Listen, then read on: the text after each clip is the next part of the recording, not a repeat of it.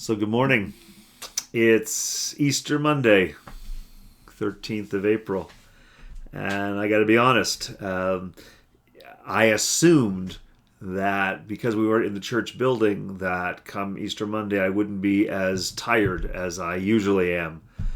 But from Good Friday through Easter Sunday, maybe it's emotional, I'm not sure, but the truth is, well, listen, as long as Jesus is out of the tomb and it's vacant, I think I may want to go in there and just have a nap. I am tired.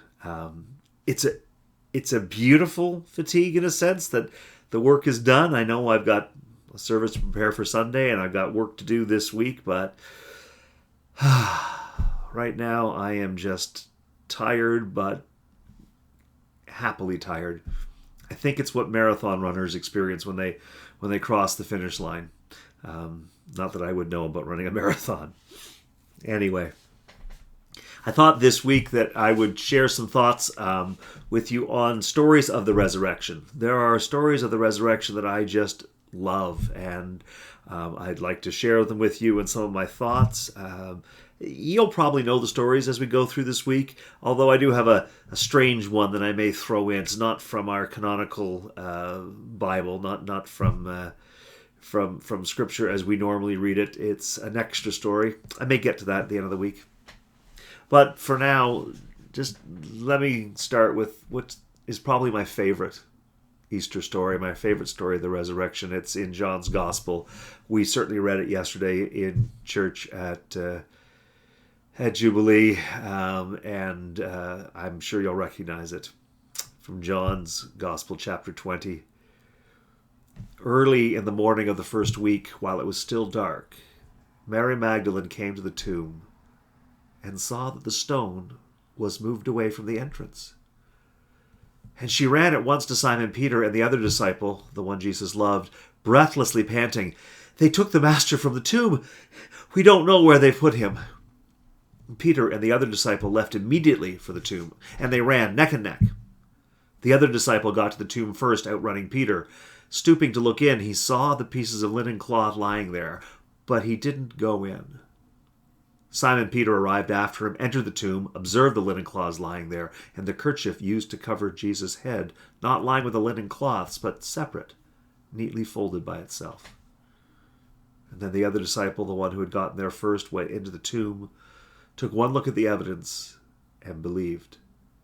No one yet knew from the Scripture that he must rise from the dead. The disciples then went back home. But Mary stood outside the tomb weeping, and as she wept, she knelt to look into the tomb and saw two angels sitting there, dressed in white, one at the head and the other at the foot where Jesus' body had been laid. And they said to her, "Woman, why do you weep?" "They took my master," she said, "and I don't know where they put him." And after she said this, she turned away and saw Jesus standing there, but she didn't recognize him. And Jesus spoke to her, "Woman, why do you weep? Who are you looking for?"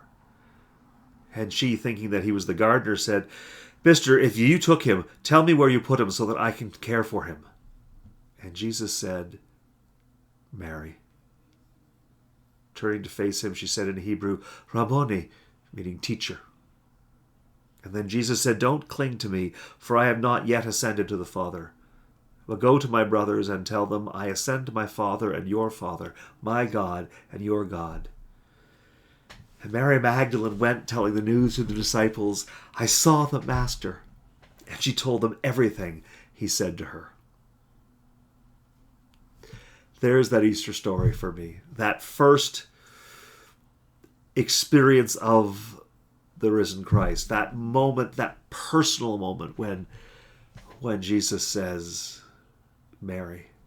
I have talked about it many times. If you got the mailing that we sent out to folks this week, you'll know that always reminds me of Romper Room. That show that I watched when I was a little kid. And Miss Susan, Miss Leslie, whatever the woman's name was, she would look through the magic mirror, right? It was just a clear plastic, but she'd look through into the TV camera and she would say, "I see Billy and I see Mary and I see Jackie." And as a little kid, she never seemed to see Norman.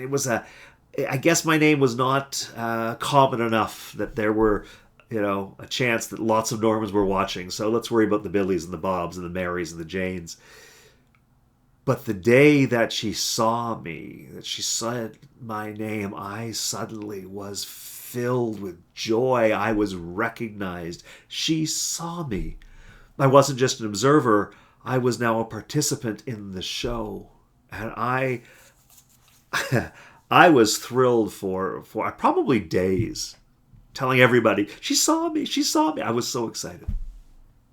So when I hear John tell this story of Mary's encounter with Jesus, and Jesus says Mary's name, I have a little sense of what that must feel like, to suddenly move from being an observer to being a participant, from being outside the frame, moving into the picture.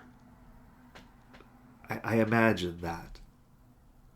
But the other thing that I like are the two disciples, Peter, and we assume probably the other disciple is John, the one whom Jesus loved. Not self-serving at all. The fact is that the two of them rushed to the tomb because the tomb's emptied, and I assume that they're looking initially for grave robbers. And as they run, they perhaps start to think, whoa, wait a minute, didn't Jesus say...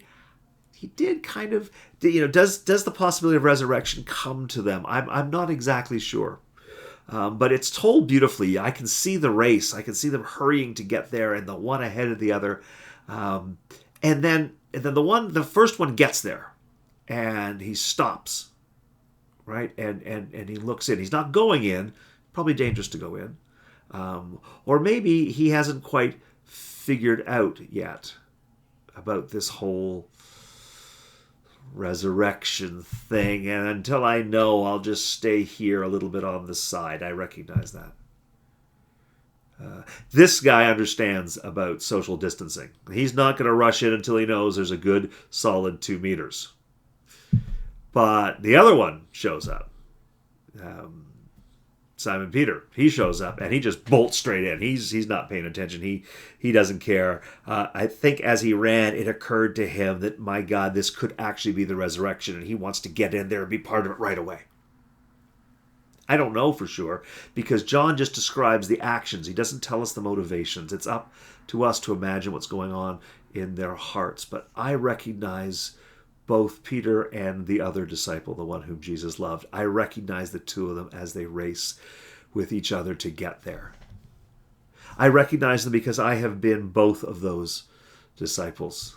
I have been those people at different times.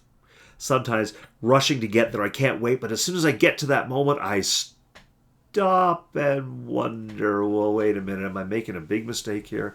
Am I going to look foolish? Am I going to get hurt?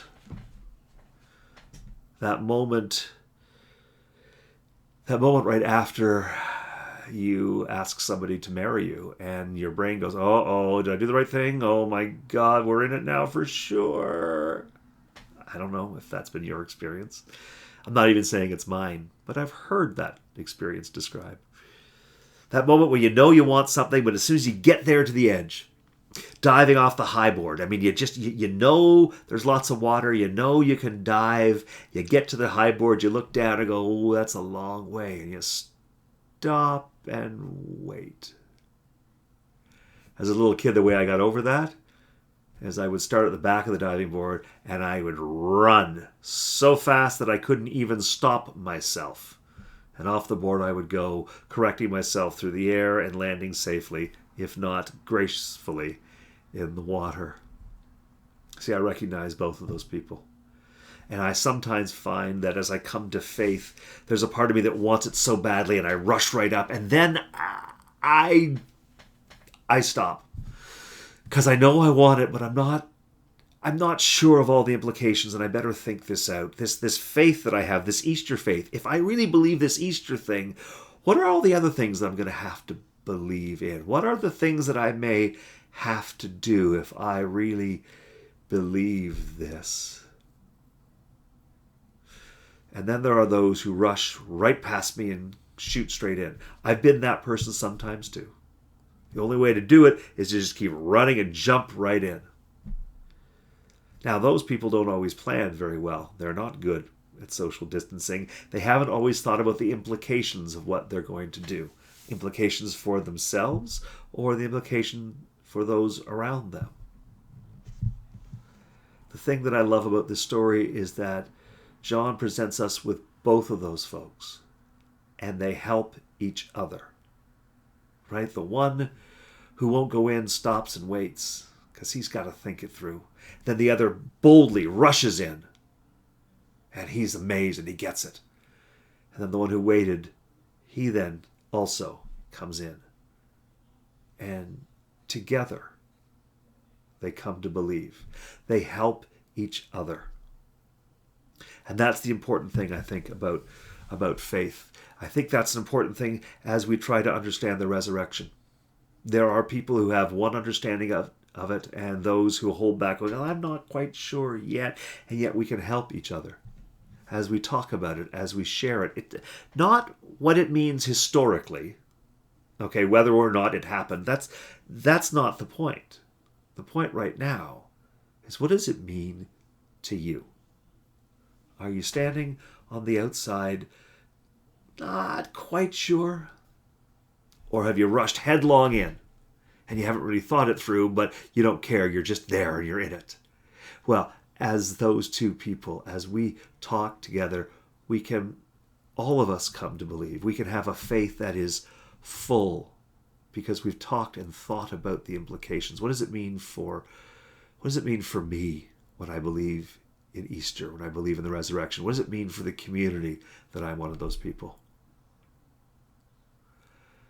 And then there are those going, yes, but, and raising the questions so that we actually have to discuss it together and create a full faith for those who wait, for those who rush in, so that we ultimately can become that person that's represented by Mary, the one who has withdrawn and waits for that moment, and God comes and speaks her name, Mary, moving her from observer to participant. Friends, I have been all three of those people. I am pretty much constantly all three of those people. And I invite you today to think a little bit about, which of those are you today? Are you the one that gets there but wants to wait until we figured it all out? Are you the one who rushes headlong in? Or are you the one who's waiting for God to make that move? Waiting, unsure, waiting for God to speak your name. Whoever you are, Easter is absolutely for you. That's all I've got for today. As I said, as long as that tomb's empty, I think I'm going to climb in there now and have a nap. But I look forward to talking with you tomorrow, sharing another story of the resurrection. Until then, bless you. Christ is risen. Christ is risen indeed.